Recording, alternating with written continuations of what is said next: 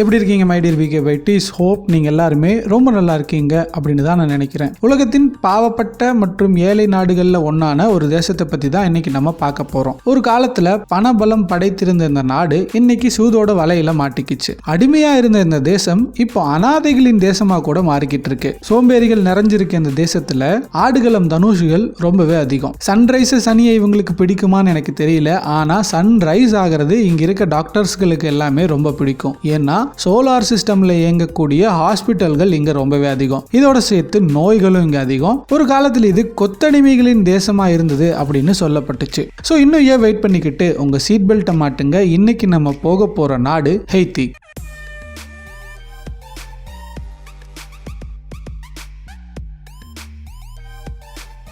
கற்றோருக்கு செல்லுமிடமெல்லாம் சிறப்பு.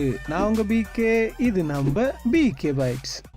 ஹெய்தியோட அஃபிஷியல் பேரு republic of ஹெய்தி. இங்க அஃபிஷியல் லாங்குவேஜ் அப்படின்னு பாத்தீங்கன்னா பிரெஞ்சு அண்ட் ஹேஷியன் கிரியோல். இங்க வாழ்ற மக்களை ஆப்ரோ ஹேஷியன்ஸ் அப்படி இல்லைன்னா மிக்ஸ்டு அண்ட் யூரோப்பியன் ஹேஷியன்ஸ் அப்படின்னு சொல்றாங்க. இந்த நாட்டோட மக்கள் தொகை அப்படின்னு பாத்தீங்கன்னா 1,14,39,646 பேர். இது 2018 கணக்கெடுப்பு படி. அதுக்கப்புறமா இவங்க இன்னும் கணக்கெடுப்புகளை நடத்தல. இந்த கணக்கெடுப்புகளின் படி பார்த்தா இது மக்கள் தொகையின் அடிப்படையில் 85வது இடத்தை பிடிக்குது. அண்ட் இந்த நாட்டோட பரப்பளவு அப்படின்னு பார்த்தா 27,750 ஸ்கொயர் கிலோமீட்டர். நிலப்பரப்பின் அடிப்படையில் பார்க்கும்போது இது 143வது இடத்தை பிடிக்குது. இங்க வாழ்ற 86.9% பேர் கிறிஸ்டியன்ஸ் தான். அண்ட் 2.2% பேர் உள்நாட்டு மதங்களை ஃபாலோ பண்றாங்க.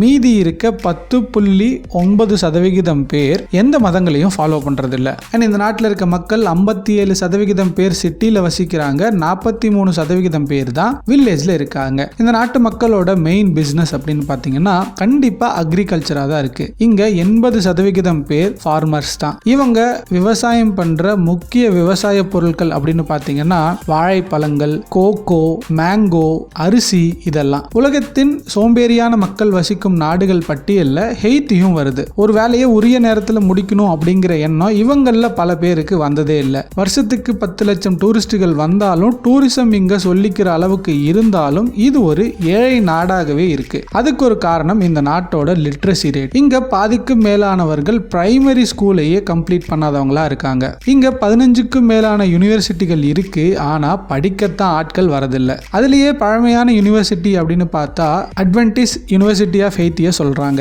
இது 1921வது வருஷம் கட்டப்பட்டுச்சு. இதோட கேம்பஸ் மட்டும் 78 ஏக்கர்ஸ். இவ்வளவு படிப்பு வசதிகள் இருந்தாலும் எஜுகேஷன் குவாலிட்டி காரணமாக இங்க பணம் படைத்த மக்கள் வெளிநாட்டிலேயே போய் படிக்கணும் அப்படின்னு விரும்புறாங்க. 1804 இருந்து 1915 வரைக்கும் இங்க ஏகப்பட்ட ஆட்சியாளர்கள் ஆட்சி பண்ணிட்டு போயிருந்திருக்காங்க. இதன் அடிப்படையில் பார்க்கும்போது இது பெரிய வளர்ச்சி அடைஞ்ச நாடா மாறி இருக்கணும். ஆனா வந்தவங்க சுருட்டிட்டு மட்டும் போனதால இங்க இன்னும் ப்ராப்பரான ரோடு வசதிகள் கூட இல்லாம இருக்காங்க. விளைய வச்சதை மார்க்கெட்டுக்கு கொண்டு வரதுக்கு பெரும்பாடு பட வேண்டியது இருக்கு. ஹெய்தி ஒரு காலத்துல அடிமைகளின் தேசம் அப்படின்னு சொன்னாங்க. இன்னைக்கு வரைக்கும் வெறும் 5% மக்கள் தான் இந்த நாட்டோட பூர்வ குடிமக்கள். மீதி இருக்கவங்க இங்க வேலை செய்யறதுக்காக கொத்தடிமைகளா கொண்டு வரப்பட்டாங்கன்னு சொல்றாங்க. காலனி ஏகாதிபத்தியம் செழிப்பான நாடுகளை தான் குறி வச்சு தாக்கும் அப்படின்னு எல்லாருக்கும் தெரியும். அப்போ ஹெய்திக்குள்ள அடிமைகளை கூட்டிட்டு வந்து வேலை செஞ்சிருக்காங்க அப்படின்னா இது எவ்வளவு செழிப்பான நாடா இருந்திருக்கும் அப்படின்னு நான் சொல்லி தான் உங்களுக்கு புரியணும்னு அர்த்தம் இல்ல.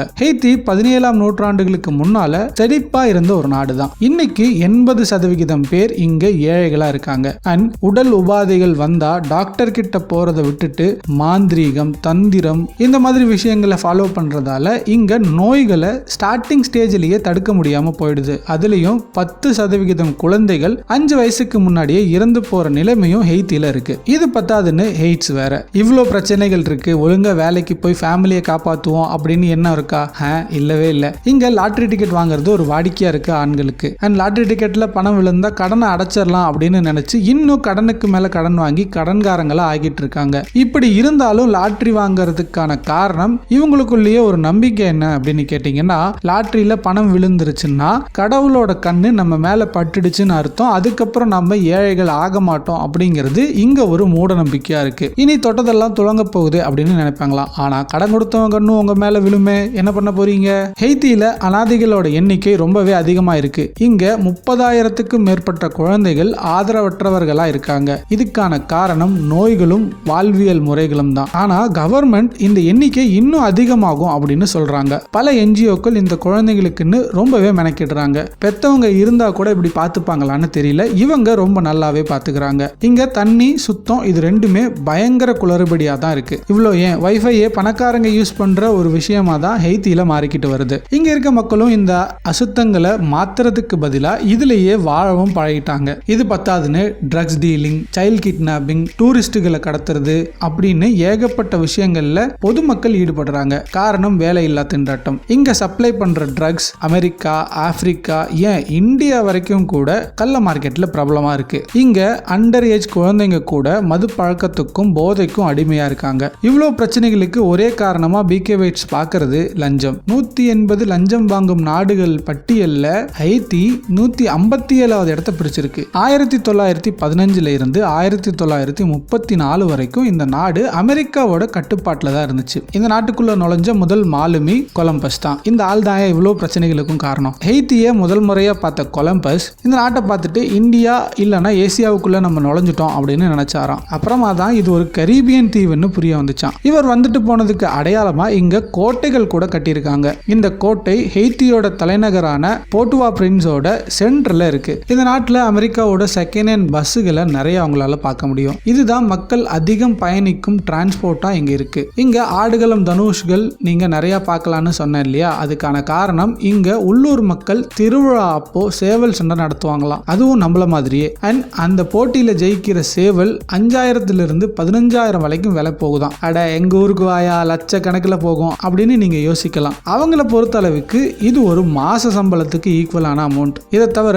பந்தயம் கட்டி தனித்தனியா லட்சக்கணக்கிலையும் சம்பாதிக்கலாம். கிரிக்கெட்டுக்கு பேர் போன கரீபியன் தேசம் ஃபுட்பாலுக்கும் ரொம்பவே ஃபேமஸ். இங்க 1963 ஃப்ளோரா அப்படின்னு சொல்லி பெரிய புயல் ஒன்று அடிச்சது. அதுல ஏகப்பட்ட பொருள் சேதமும் 8000க்கும் மேலானவர்களும் பாதிக்கப்பட்டாங்க. இந்த மாதிரி இயற்கை சீற்றங்களாலையும் இங்க பொருளாதாரம் பெரிய அளவுல நில குழஞ்சு போயிருக்கு. நீங்க நினைக்கலாம் ஹெய்த்தி ஒரு ஏழை நாடு, சோ இங்க எல்லா உணவுப் பொருட்களும் விலை குறைவாக தான் இருக்கும் அப்படின்னு. ஆனா இங்க இவங்க வாங்குற சம்பளத்துல 60% உணவுக்காக செலவிடுறாங்களாம். இதனாலேயே இவங்க வெறும் ஒருவேளை உணவு மட்டும் சாப்பிட்டுட்டு ஒரு நாளை ஓட்ட வேண்டியதா இருக்கு. ஹெய்த்தியில பல இடங்கள்ல ஒரு நாளையில வெறும் 8 மணி நேரங்கள் தான் கரண்ட் இருக்குமா. நைட்ல கரண்ட் இல்லாம படுக்கிறாங்களாம். இந்த இருட்டுனாலேயே பல கெட்ட சம்பவங்கள் நைட்ல ஹெய்த்தியில அதிகமா நடக்குதான். நான் ஃபர்ஸ்டே சொன்ன மாதிரி ஏதோ கொஞ்சம் டூரிஸ்டுகள் வரதால இங்க பொழப்பும் கொஞ்சமா ஓடுது. அண்ட் மக்கள் டூரிசம் சார்ந்த தொழில்களில் ஈடுபடவும் வழி கிடைக்குது. இங்க வருஷத்துக்கு 9 லட்சத்துக்கும் அதிகமான மக்கள் சுத்தி பார்க்கவும் இந்த நாட்டு மக்களுக்கு உதவி செய்யவும் வராங்க.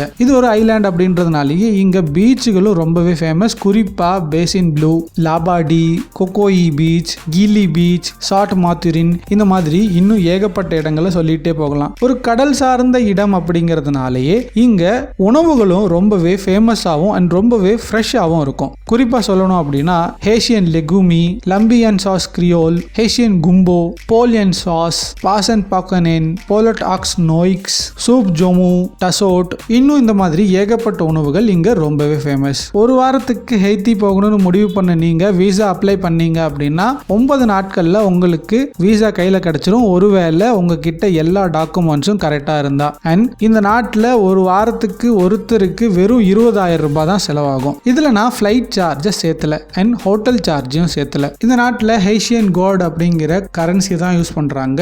இந்த ஹேஷியன் கோட் இந்திய ரூபாயின் மதிப்படி 0.70 பைசாவுக்கு சமம். ஸோ அவ்வளோதான் மை டியர் பிகேபைட்டிஸ். ஹெய்த்தி பத்தின இந்த இன்ஃபர்மேஷன்ஸ் எல்லாம் உங்களுக்கு ரொம்பவே யூஸ்ஃபுல்லா இருந்திருக்கும் அப்படின்னு நான் நம்புறேன். ஒருவேளை இருந்தா கீழே தெரியுற சப்ஸ்கிரைப் பட்டனை மறக்காம சப்ஸ்கிரைப் பண்ணுங்க. இல்லைன்னா நீங்க எதையோ ஒன்று மிஸ் பண்ண போறீங்க அப்படின்னு அர்த்தம். இது வரைக்கும் இந்த வீடியோவை கண்டினியூவா பார்த்துட்டு இருக்க ஆல்ரெடி சப்ஸ்கிரைப் பண்ணின ஒரிஜினல் பிகேபைட்டிஸ்க்காக இந்த போனஸ் பாயிண்ட். உலகத்திலேயே மோசமான மற்றும் விலை குறைவான சிற்றுண்டிகளை இவங்க சாப்பிடுறாங்க. தெளிவா சொல்லணும் அப்படின்னா களிமண்ணை பிஸ்கெட் மாதிரி வெயில்ல காய வச்சு அதை சாப்பிடுறாங்க. அந்த அளவுக்கு இங்க நிலைமை ரொம்பவும் மோசமா போய்கிட்டு இருக்கு. ஸோ அவ்வளோதான் மை டியர் பிகேபைட்டிஸ். இதே மாதிரியான ஒரு ஒரிஜினல் கண்டென்ட்டோட நான் வந்து உங்களை நெக்ஸ்ட் மீட் பண்றேன். அன்டில் தென் பாய். நான் உங்க பிகே. இது நம்ம பிகேபைட்ஸ்.